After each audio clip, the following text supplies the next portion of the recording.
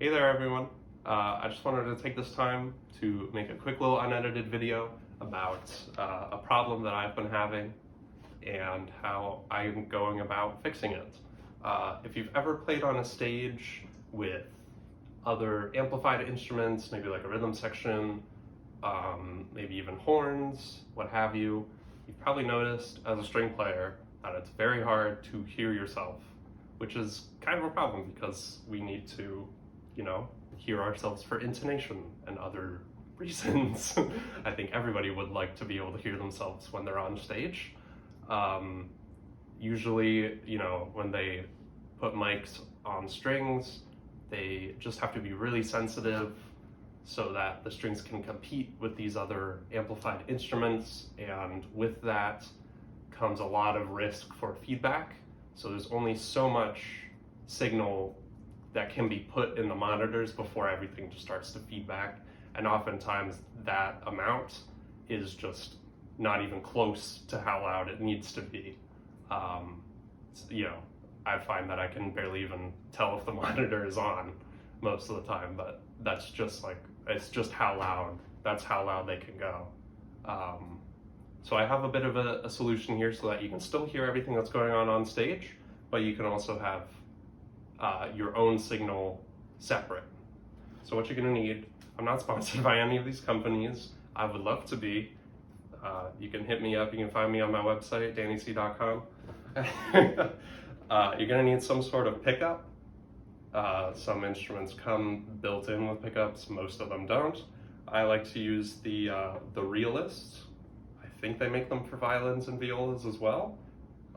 I really recommend it. It's very easy to install, it's very solid. I haven't never fallen off or anything, and it gets a great signal. So I think it's a great place to start. Definitely do some research. There are a lot of them out there. Some of them are really great, some of them are really not so great.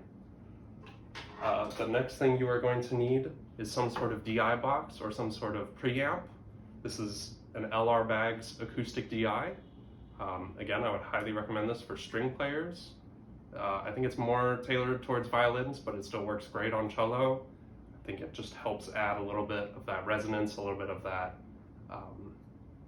mid-range that is usually lost with pickups like this.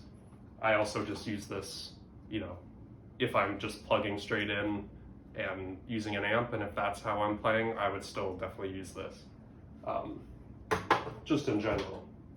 And finally, the last thing you will need is some sort of in-ear monitoring system. These are some Shure in-ear monitors. They don't have to be fancy like these ones. They can just be some regular in-ear headphones. I tried to do it with over-ear headphones, and the signal just isn't super loud with those.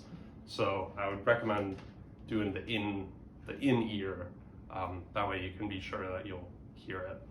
And yeah, what you're gonna do is you're gonna plug in your instrument to the input of the box, and then, if they stay plugged in, you would then plug in your in-ear headphones to the output and keep one of them in your ear, keep both of them in your ear, depends on how loud everything is, and you can control EQ, volume, presence, all that stuff from the box directly, so you can really customize your sound.